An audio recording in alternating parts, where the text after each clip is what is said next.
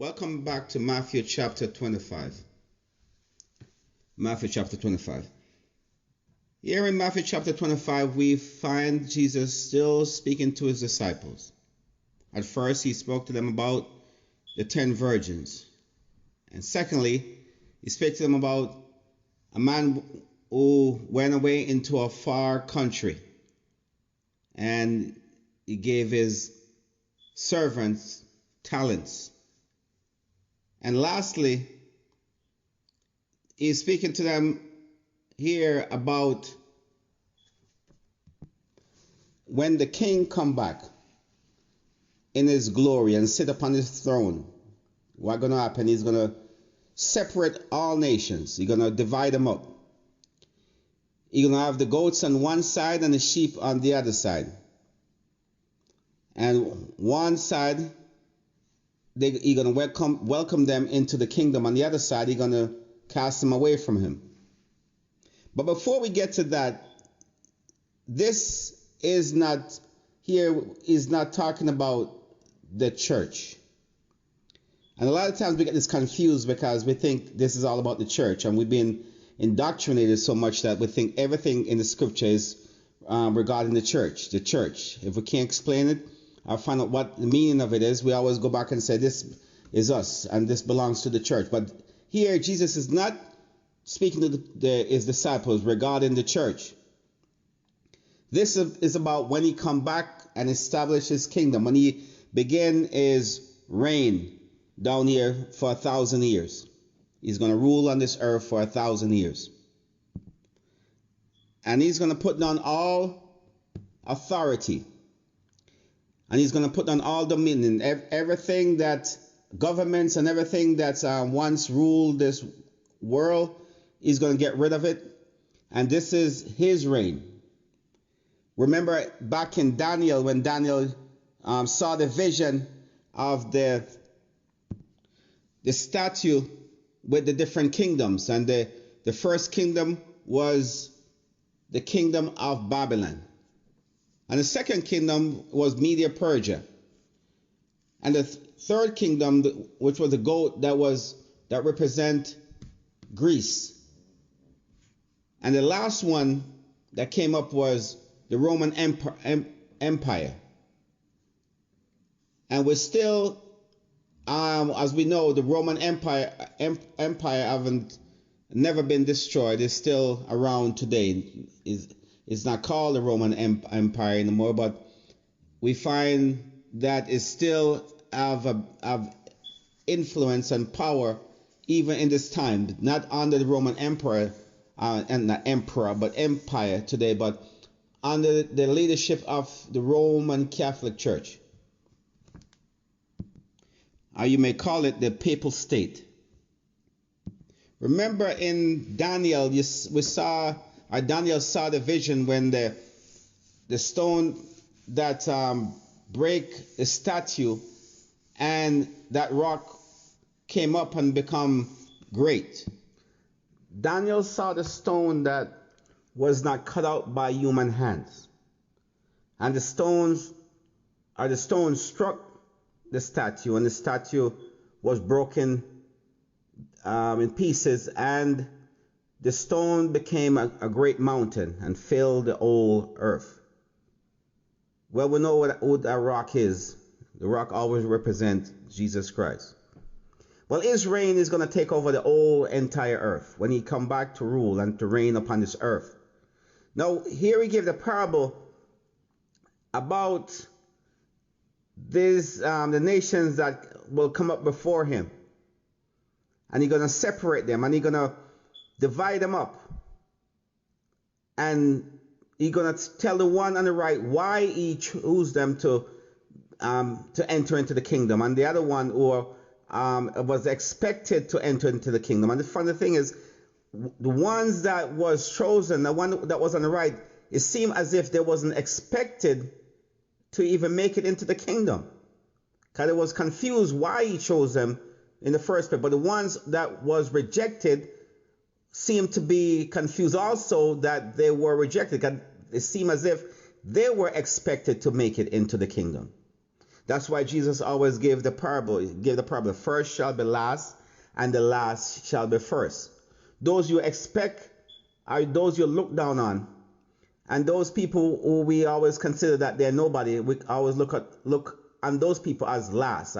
We always look at the prostitutes, the drunkard, and all these other people who the world look down on, and people religious, not just the world, but the religious people who are supposed to take note and to show pity and to show compassion and to reach out to these people, look down on these people. So the religious people will come up last, and the last shall be first.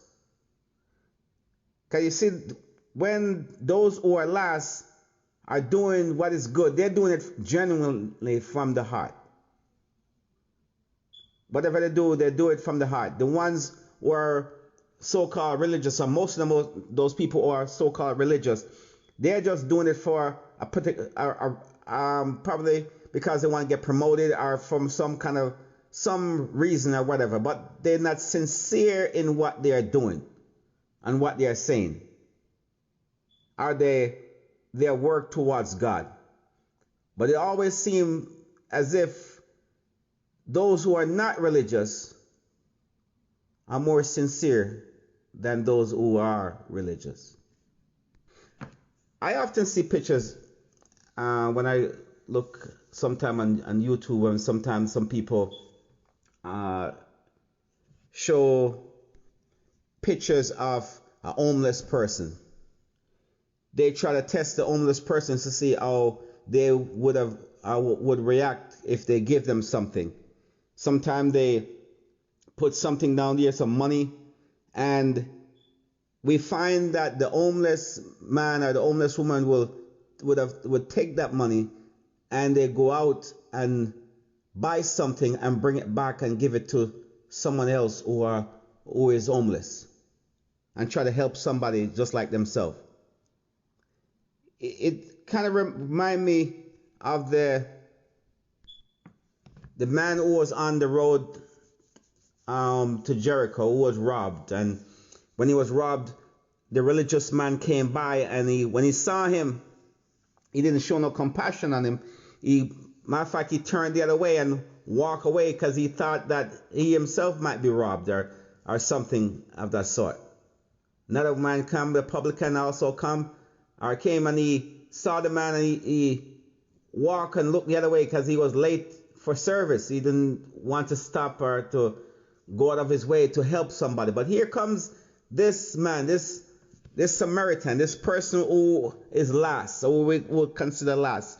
Because the Jewish people, or the Jews, always look down, not Jewish, but the Jews always look down upon these Samaritans. And the Samaritan man came by and saw this man who was wounded. This man was a Jew.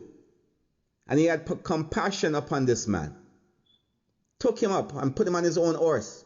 Brought him into town. When he brought him into town, he paid the person in the town to take care of this sick man. And said, if he need anything else, put it on my account. Put it on my account. And he took care of this stranger who he never met before.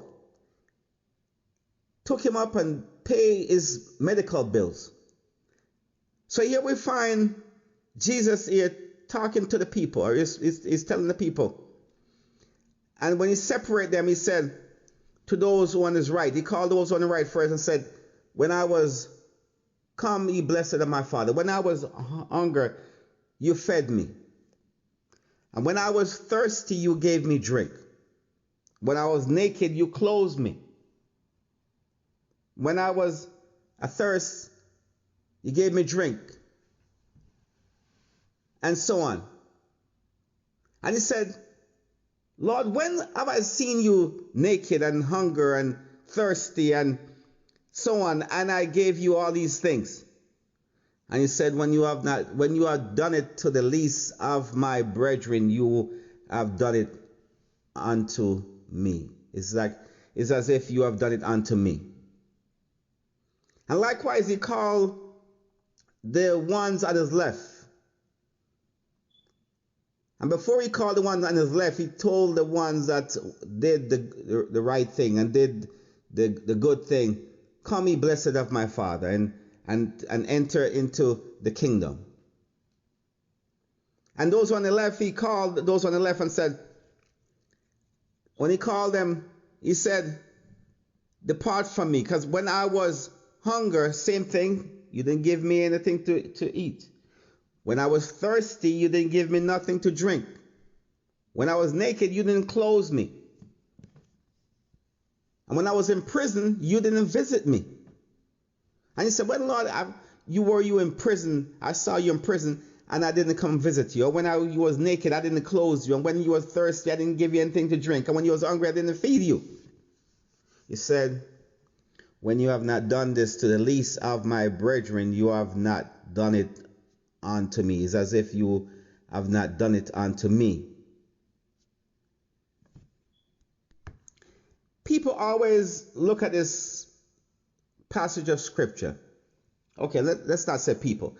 When I used to look at this passage of scripture, I used to think, the thought always come to me of a brother or a sister in the back of the church somewhere that someone, look down on, or we look down on, and we think that they are insignificant. This person is not even, he's in the back. He have no position. He's just a regular person in the back, and so on. And we just like overlook that person, and we don't take care of that person. It could be a visitor and a person who just got saved, and we don't consider them or look upon them or take any thought on them whatsoever. Or vice versa. We take thought upon them and so on, and we look out for that person who is that lonely person in the back of the church, and that nobody consider and overlook. That's also good. But this is not what the scripture is talking about. It's good to look up on those who are in the church who people look down on, and to hold them in high esteem, because we are to consider each one highly, because none is greater than the other. Because Jesus gave that parable. Remember when he said that in the parable that the least of them in the church is greater than is greater, and those who are greater should be a servant. But he's not talking about that kind of person. He's talking about a specific set of people. Because you see here, these people were surprised at this. If it was somebody in the back of the church, their mind could have gone back to it and said, oh yeah, I remember that person in the back of the church. I remember, yeah, I did help them. But he said, when have I seen you, Lord, and done this thing? It was puzzling to them, because they didn't understand, who is he talking about? What kind of person are you talking about? You see, one of the greatest mystery that a lot of people in the church don't get and don't understand, because it's not preached in the church today, is who God's people are. Who God's people are.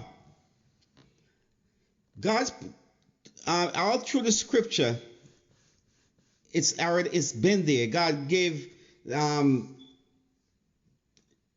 point out who his people are, and nobody take notes of it, because the world have been deceived as to who God's people are. God's people were in bondage. The scripture said they're going to be in bondage. First he told Abraham, your seed shall be in bondage for 400 years. And then even further up in Jeremiah, it said, your people going to go through the great tribulation.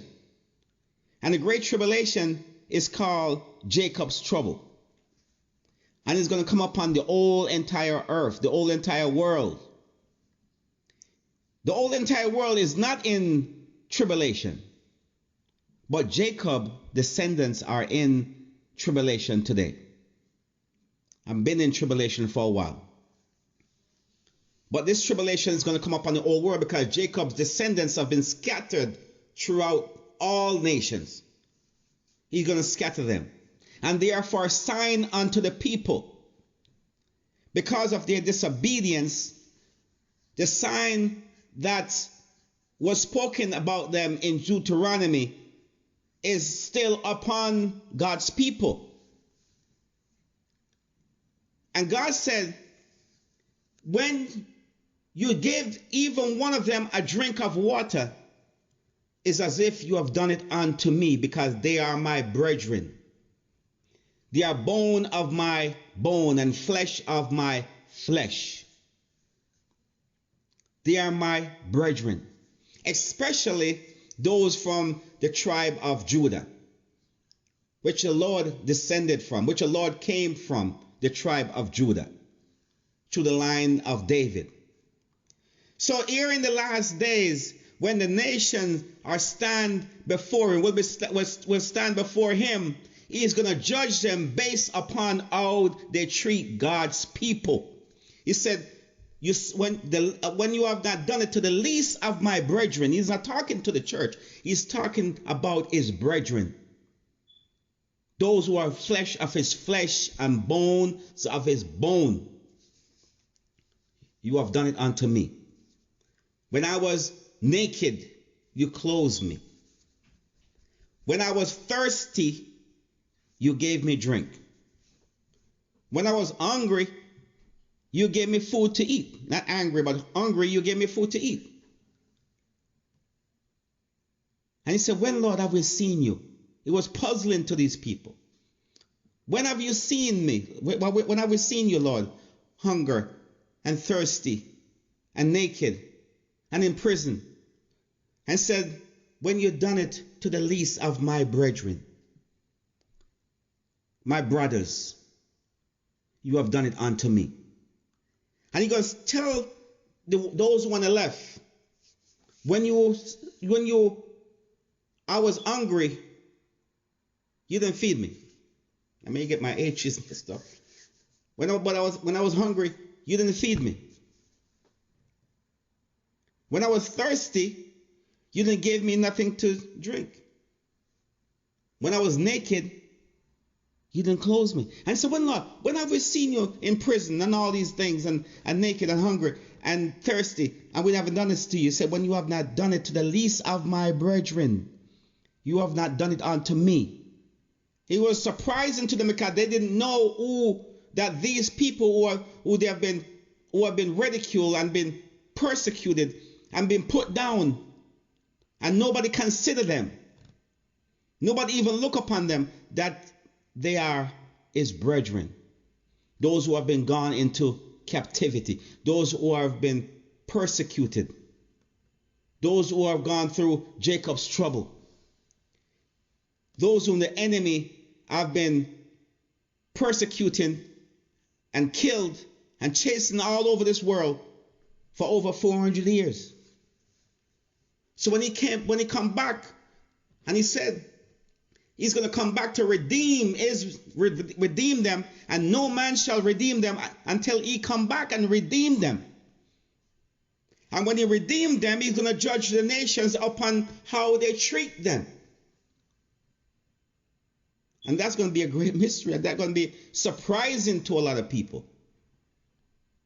Because we are in the tribulation period. And we are in that period when God's people have been persecuted. And yes, there are some that help, but there are a lot that are not. I hope we can see this through scripture, not just through what I'm saying to you, but search the scripture so that you can see it and understand it for yourself. Because he said, when you have not done it to the least of them, not those who are in high authority, not those who are in big position, but the least of them, you have not done it unto me. And when you have done it to the least of my brethren, you have done it is as if you have done it unto me. May God bless you. And that's the end of chapter 25. Next time around, we're going to go to chapter 26, and we're going to see what happened there. We're almost to the end of Matthew, and it's been a long journey. And throughout the book of Matthew, this has been one of the hardest chapters for me. And I hope that through your studies, you can understand what it is that is going on here. May God bless you. Don't forget to press the like button, and most importantly, leave a comment, and don't forget to subscribe. God bless you.